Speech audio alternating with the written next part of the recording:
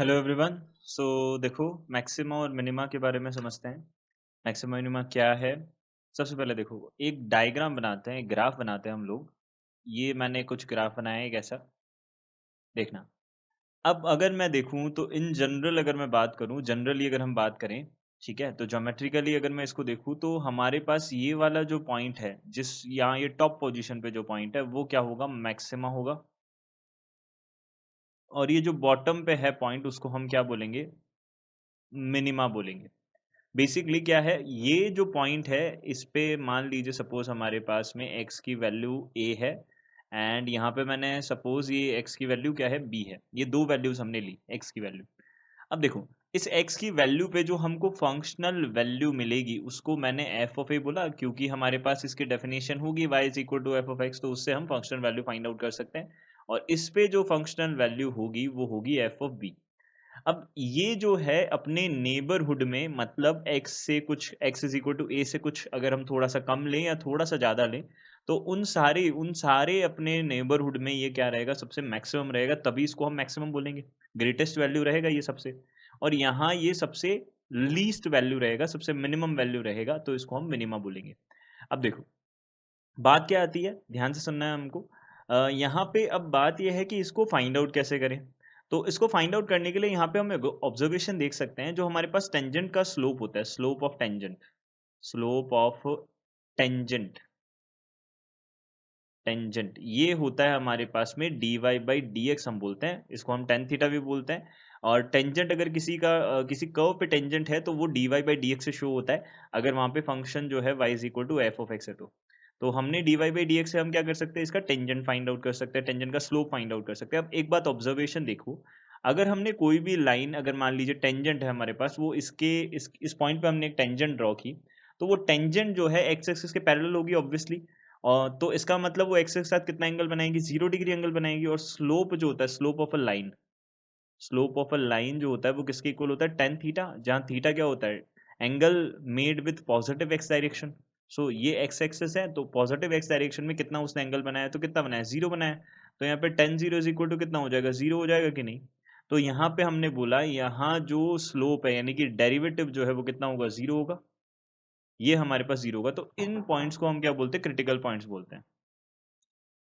तो यहाँ पे अब देखो, आगे बात करते हैं point of minima, point of maxima की बात भी कर लेते हैं। क्या होते हैं मैक्सिमम और मिनिमम वैल्यूज, क्या होती है, इनके बारे में डिस्कशन कर लेते हैं। तो देखो, यहाँ पे सबसे पहले हमारे पास दो मेथड्स होते हैं इनको सॉल्व करने के। एक तो होता है higher order derivative method, higher order derivative method, order derivative method. इस मेथड में हमको क्या करना होता है? सबसे पहले ये देखते हैं।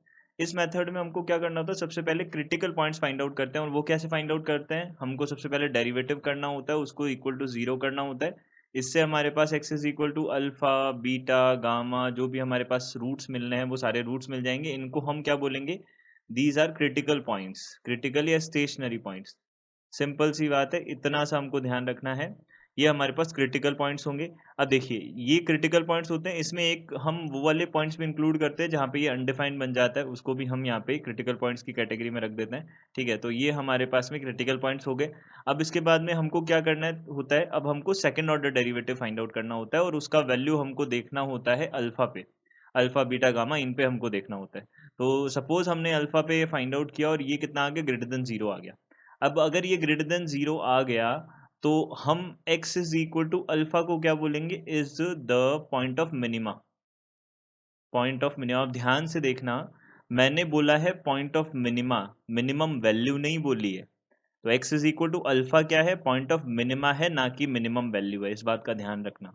इसके बाद में एफ डबल डैश, अगर मान लो यहाँ पे बीटा या कुछ भी हमारे पास में, इन जितने भी ये रूट्स है, क्रिटिकल पॉइंट्स हमने रखे हैं, वो हमने सेकंड ऑर्डर डेरिवेटिव में रखे। तो अगर ये वैल्यू क्या आ जाए? लेस देन 0 आ जाए, तो x is equal to beta is the point of maxima. इस बात का हमको ध्यान रखना है, ये पॉइंट ऑफ मैक्सिमा होगा। अब बात आती है कि अगर मान लो सपोज, जैसे ये मैक्सिमा आया, वैसे ही अगर ये मान लो सपोज 0 भी आ सकता है कभी कभी। तो अगर मान लो ये 0 आ सकता है, तब हमको क्या करना होगा? अब देखो, हमारे पास जो हायर ऑर्डर डेरिवेटिव मेथड है वो ये बोलता है पहले तो आपने फर्स्ट ऑर्डर डेरिवेटिव किया, उसको इक्वल टू 0 किया, आपको जितने भी x के वैल्यूज़ मिलेंगे वो सारे क्रिटिकल पॉइंट्स हो जाएँगे, पहली बात। दूसरी बात हमारे पास में पॉइंट ऑफ मिनिमा या पॉइंट ऑफ मैक्सिमा कब होगा? जब तुम्हारा सेकंड ऑर्डर डेरिवेटिव तुमने फाइंड आउट किया, उसके बाद में उसके अंदर तुमने क्या रखा? वैल्यूज़ रखे, अल्फा, बीटा, गामा, ये सारे वैल्यूज़ तुमने कंसिडर किए, उन सारे वैल्यूज़ को तुमने पुट किया सेकंड ऑर्डर डेरिवेटिव में। अगर सेकंड ऑर्डर डेरिवेटिव का वैल्यू पॉजिटिव आ जाता है, तो उसे बोलेंगे पॉइंट ऑफ मिनिमा। और अगर ये नेगेटिव आ जाता है तो उसको क्या बोलेंगे? पॉइंट ऑफ मैक्सिमम बोलेंगे। अब ऐसा भी तो हो सकता है कभी वो 0 आ जाए, तो 0 आ जाए तब हमारे पास हमें क्या करना होता है? वी हैव टू फाइंड अब कौन सा derivative? Third order derivative. So third order derivative it means F triple dash x, ये हमको फाइंड आउट करना होगा। तो अगर यहाँ पे हमारे पास में सपोज थर्ड ऑर्डर डेरिवेटिव जो है गामा पे, वो क्या आ जाए? लेस देन 0 या फिर ग्रेटर देन 0 आ जाए, देन हम इसको क्या बोलेंगे? X is equal to gamma is the point of inflection. इसको हम पॉइंट ऑफ इन्फ्लेक्शन बोलेंगे। इसको आगे डिटेल में हम समझ लेंगे। अभी क्या होता है, एक एग्जांपल के थ्रू समझा दूंगा इसको। बट उसके अलावा हमारे पास एक कंडीशन ये भी तो बन सकती है कि एफ ट्रिपल डैश जो है हमारे पास गामा, वो इक्वल टू 0 आ जाए इस केस में भी। तो हम यहाँ पे क्या करेंगे? हमको फाइंड करना होगा, find the fourth order derivative. अब फोर्थ ऑर्डर डेरिवेटिव हमने फाइंड आउट किया, उसका वैल्यू कितना आ रहा है? Fourth order derivative find out किया, और किसका वैल्यू फाइंड आउट किया? फोर्थ ऑर्डर डेरिवेटिव पे हमने गामा का वैल्यू फाइंड आउट किया। अब वापस से वही बात, अगर ये ग्रेटर देन 0 है तो x is equal to gamma is the point of minima, ये बनेगा। और अगर हमारे पास में फोर्थ ऑर्डर डेरिवेटिव जो है गामा पे, ये क्या आ जाए? लेस देन 0 आ जाए, तो x is equal to gamma is the point of maxima, ये हमारा बन जाएगा। अब similarly f fourth order derivative हमको गामा पे देखना है, अगर ये इक्वल टू 0 बन गया तो जो हमारे पास क्या है, अब वापस से हमको क्या करना पड़ेगा? Find the fifth order derivative. ऐसे ही ये इनफाइनाइट तक चल सकता है, बट इतना बड़ा क्वेश्चन बनता नहीं है, हमको 2-3 बार में ही पता चल जाएगा क्या होगा। तो यहाँ तक मैक्सिमम लिए जा सकता है हर मोस्ट ऑफ द क्वेश्चंस में। देखो अब यहाँ पे एक बात ऑब्जर्व कर सकते हो कि कई सारे बुक्स में क्या होता है, हम भी कई बार क्या बताते हैं कि अगर सेकंड ऑर्डर डेरिवेटिव तुम्हारे पास इक्वल टू 0 आ गया, तो इस पॉइंट को हम डायरेक्टली पॉइंट ऑफ इन्फ्लेक्शन बोल देते हैं कई बार, लेकिन वो एक्यूरेट नहीं है। कभी कभी ऐसे भी फंक्शंस बनते हैं हमारे पास, जैसे मैं एग्जांपल बताऊंगा, उस फंक्शन में क्या होगा? थर्ड ऑर्डर डेरिवेटिव जो है वो हमारा second order derivative equal to 0 बनेगा, थर्ड ऑर्डर डेरिवेटिव वापस से 0 आ जाएगा, फोर्थ ऑर्डर डेरिवेटिव निकाल के तुम मैक्सिमम मिनिमा निकाल लोगे। तो वो वाली चीज़ है। तो कई बार ऐसा जरूरी नहीं है कि हमेशा ही ये पॉइंट ऑफ इन्फ्लेक्शन ही बने अगर सेकंड ऑर्डर डेरिवेटिव 0 आ गया तो इसलिए ये एक करेक्ट मेथड है, इसी मेथड के गो थ्रू होके हमको चलना है, इसी मेथड से ही हमको चलना है, तभी हमारा आंसर एक्यूरेट आता है। अब देखो फॉर एग्जाम्पल देखना, अब बात ही आती है कि अगर मैं इसको जनरलाइज वे में अगर बोलना चाहूँ, तो इस मेथड को इतनी याद थोड़ी रखोगे ऐसे इतना लंबा चौड़ा।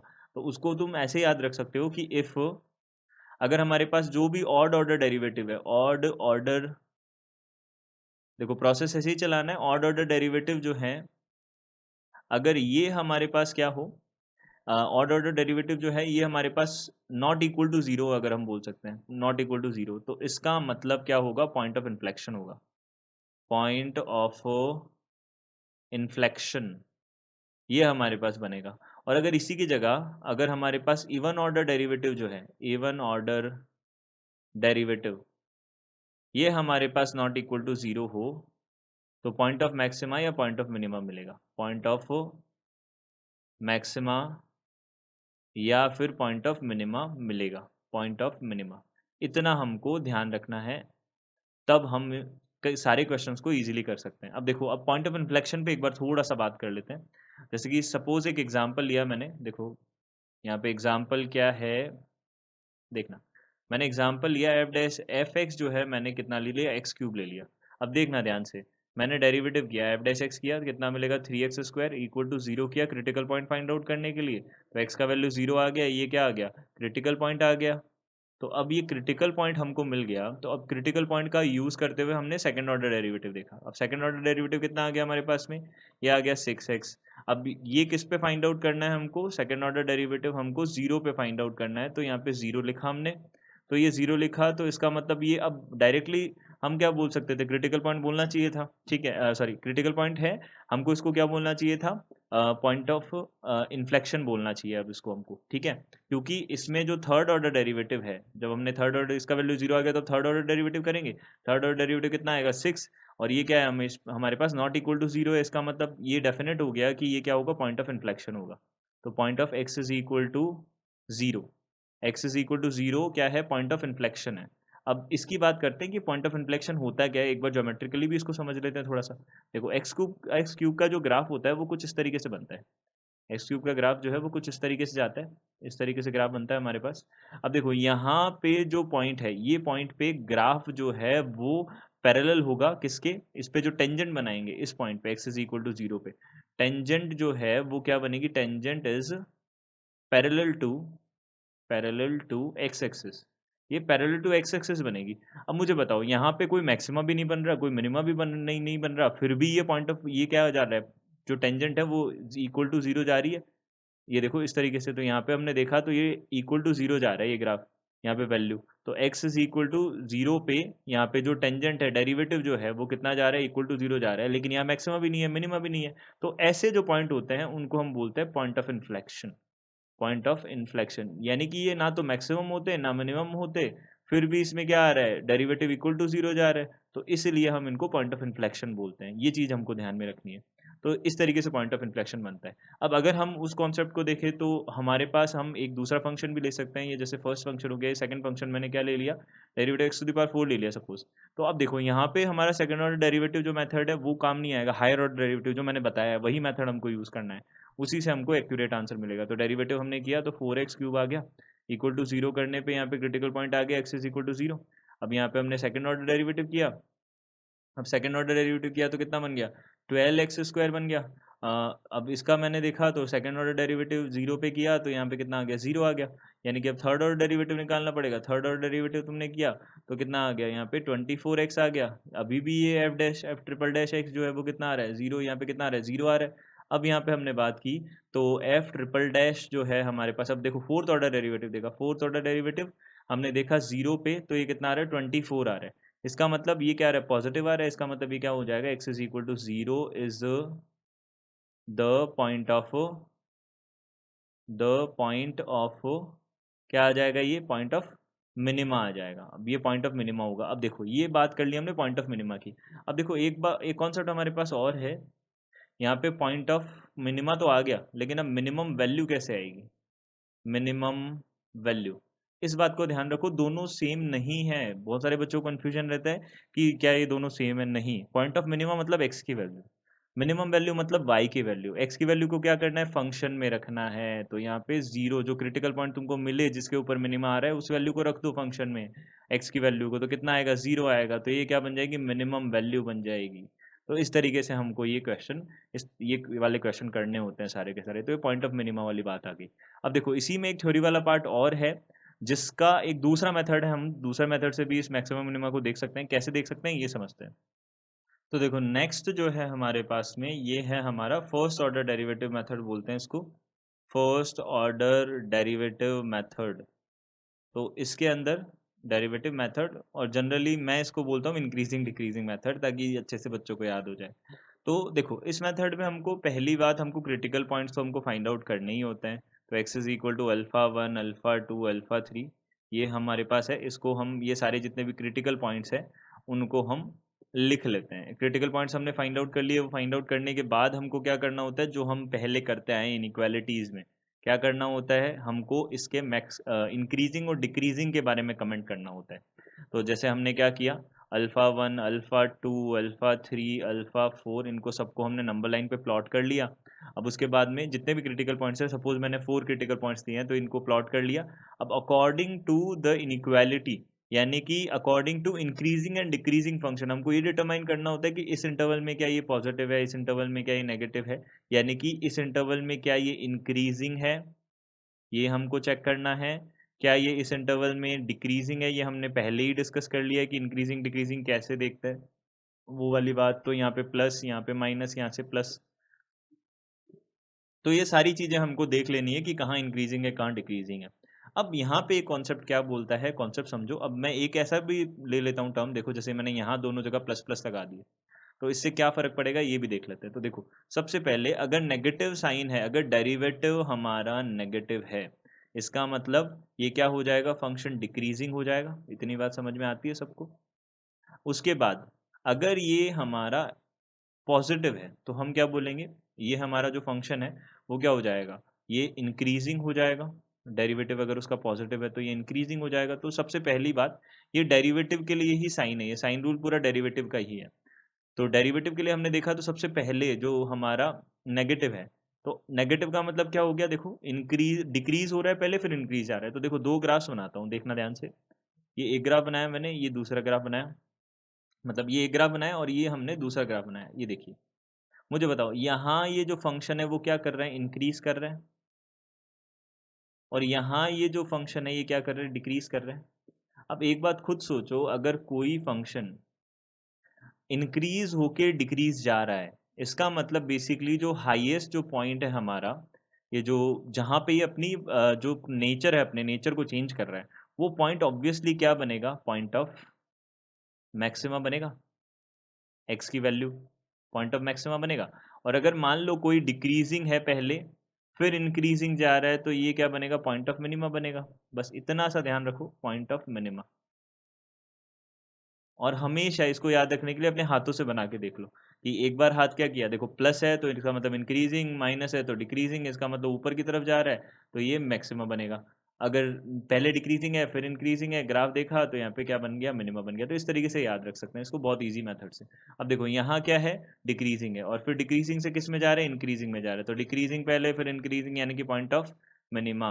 तो यहाँ से x is equal to alpha क्या बोल सकते हो, x is equal to alpha one is, यहाँ पे लिख देता हूँ नीचे, x is equal to alpha one is point of minima. ये हमने बना दिया। उसके बाद में x is equal to alpha two is, देखो अब यहाँ पे एक बात ध्यान रखना, अब यहाँ से समझना मेरी बात को, अगर इंक्रीजिंग टू इंक्रीजिंग ही जा रहा है तो ऐसे ग्राफ को हम बोलते हैं, ऐसे पॉइंट को हम बोलते हैं पॉइंट ऑफ इन्फ्लेक्शन। तो ध्यान से देखो, मैं यहाँ पे कॉन्सेप्ट लिख देता हूँ कि अगर हमारे पास इंक्रीजिंग टू डिक्रीजिंग जा रहा है, इंक्रीजिंग टू डिक्रीजिंग जा रहा है, तो पॉइंट क्या होगा, पॉइंट ऑफ इंक्रीज करके फिर डिक्रीज जा रहा है तो पॉइंट ऑफ मैक्सिमा। और अगर डिक्रीजिंग टू इंक्रीजिंग जा रहा है तो हम क्या बोलेंगे, पॉइंट ऑफ मिनिमा। एंड अगर डिक्रीजिंग टू डिक्रीजिंग जा रहा है या फिर इंक्रीजिंग टू इंक्रीजिंग जा रहा है तो हम क्या बोलेंगे, point of inflection, point of inflection. तो ये हमारे पास में टोटल प्रोसेस रहेगी। तो यहाँ पे देखो प्लस टू प्लस यानी कि इंक्रीजिंग टू इंक्रीजिंग, तो यहाँ पे क्या हो जाएगा, पॉइंट ऑफ इन्फ्लेक्शन। ये हमारे पास बात हो जाएगी। अब अगर पॉजिटिव टू नेगेटिव जा रहा है तो x is equal to alpha two, पहले इंक्रीज कर रहा है फिर डिक्रीज कर रहा है, तो यहाँ से क्या हो जाएगा, point of maxima, point of maxima. तो इस तरीके से हम इंक्रीजिंग डिक्रीजिंग फंक्शंस का यूज करके भी क्या कर सकते हैं, इसको सॉल्व कर सकते हैं।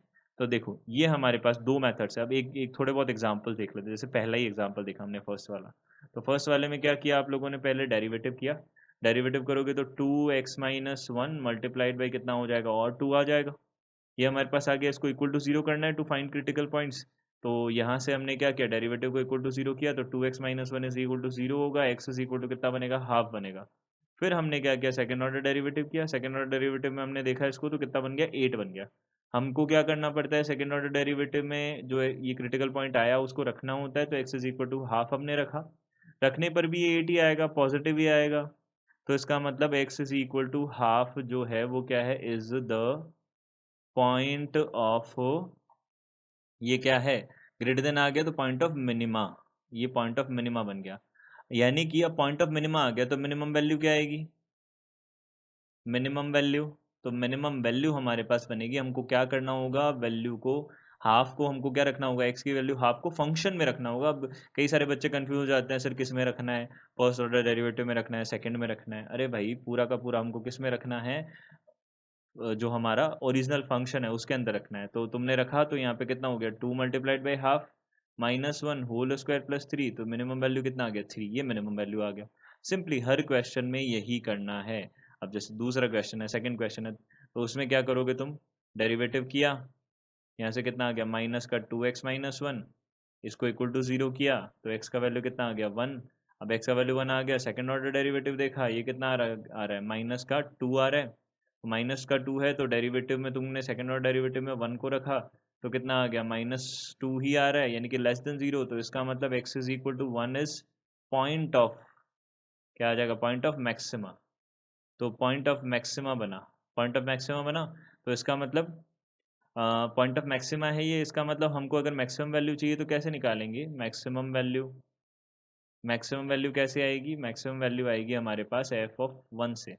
एफ ऑफ 1 पे 1 रखा हमने तो कितना बना 10 बना, तो ये मैक्सिमम वैल्यू आ गई। इस तरीके से हमको क्वेश्चन करने हैं, सारे क्वेश्चंस को कर करके देखना है। और भी कोई एग्जांपल्स होंगे अगले लेक्चर में, अपन उनको भी देखेंगे थोड़े बहुत। Okay, thank you.